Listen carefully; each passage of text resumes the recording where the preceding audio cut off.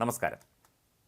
Kolkata RG Kar medical കോളേജിൽ നടന്ന ഭയാനകമായ ബലാത്സംഗത്തിൻ്റെയും കൊലപാതകത്തിൻ്റെയും മുറിവുകൾ ഉണങ്ങുന്നതിന് മുൻപ് ബംഗാളിൽ ആരോഗ്യ പ്രവർത്തകയ്ക്ക് നേരെ വീണ്ടും അതിക്രമം.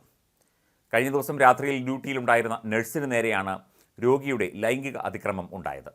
ബിർഭൂം ജില്ലയിലെ ഇലംബസാർ ഹെൽത്ത് സെൻ്ററിലാണ് സംഭവമുണ്ടായത്.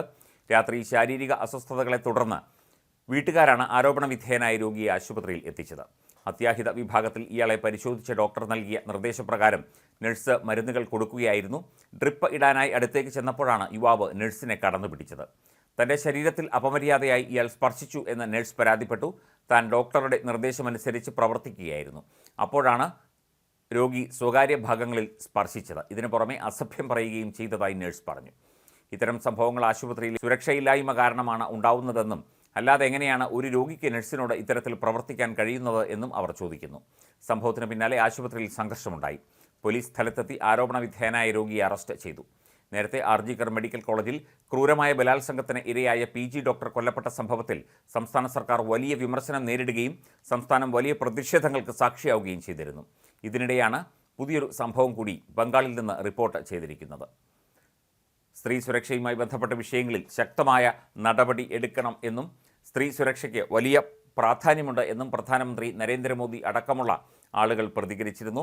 രാഷ്ട്രപതി ദ്രൗപദി മുർമുവും ഈ വിഷയത്തിൽ ശക്തമായ പ്രതികരണമാണ് രേഖപ്പെടുത്തിയത്. സുപ്രീം കോടതി ഈ വിഷയത്തിൽ സ്വമേധയാ കേസെടുത്ത് അന്വേഷണം നടത്തിയിരുന്നു. കൊൽക്കത്ത ആർജിക്കർ മെഡിക്കൽ കോളേജിലെ മുൻ പ്രിൻസിപ്പൽ അടക്കം ഈ വിഷയത്തിൽ ആരോപണ വിധേയനായിരുന്നു. ഇത്തരത്തിൽ സ്ത്രീകളെ അതിക്രൂരമായി ബലാത്സംഗം ചെയ്ത് കൊല്ലുന്ന രീതി ഒരിക്കലും അംഗീകരിക്കാൻ പാടില്ല. ഒരു പൊതുസമൂഹത്തിന് തികച്ചും ദുഷ്ടലാക്കോടെയുള്ള ഒരു പ്രവൃത്തിയാണ് ഇത്. അതും ഒരു ആരോഗ്യ കേന്ദ്രത്തിൽ എന്നുള്ള വിലയിരുത്തലുകളാണ് പല മേഖലകളിൽ നിന്ന് ഉണ്ടായത്. അതുപോലെ തന്നെ സ്ത്രീകളെ ഇത്തരത്തിൽ ഉപദ്രവിക്കുന്നവരെ വിചാരണ കൂടാതെ വധശിക്ഷയ്ക്ക് വിധേയമാക്കണം എന്നുള്ള നിയമം കൊണ്ടുവരണം എന്ന ആവശ്യം ഉന്നയിച്ചുകൊണ്ടാണ് ബംഗാൾ മുഖ്യമന്ത്രി മമതാ ബാനർജി രംഗത്തെത്തിയത്. ഒരു ദിവസം രാജ്യത്ത് ഏതാണ്ട് 100ഓളം ഇത്തരത്തിൽ സ്ത്രീകൾക്കെതിരെയുള്ള അതിക്രമങ്ങൾ നടക്കുന്നു എന്ന കാര്യവും മമതാ ബാനർജി ചൂണ്ടിക്കാട്ടിയിരുന്നു. ജൂനിയർ ഡോക്ടർ കൊല്ലപ്പെട്ട വിഷയത്തിൽ ബംഗാളിൽ വ്യാപക പ്രതിഷേധമാണ് ഉണ്ടായത്.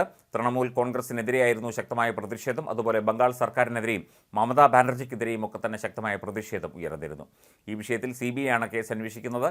ശക്തമായി കേസ് അന്വേഷിച്ച് കുറ്റക്കാർക്കെതിരെ നടപടി സ്വീകരിക്കണം എന്ന ആവശ്യം Bengal governor doctor CV Anand ബോസും ഉന്നയിച്ചിരുന്നു.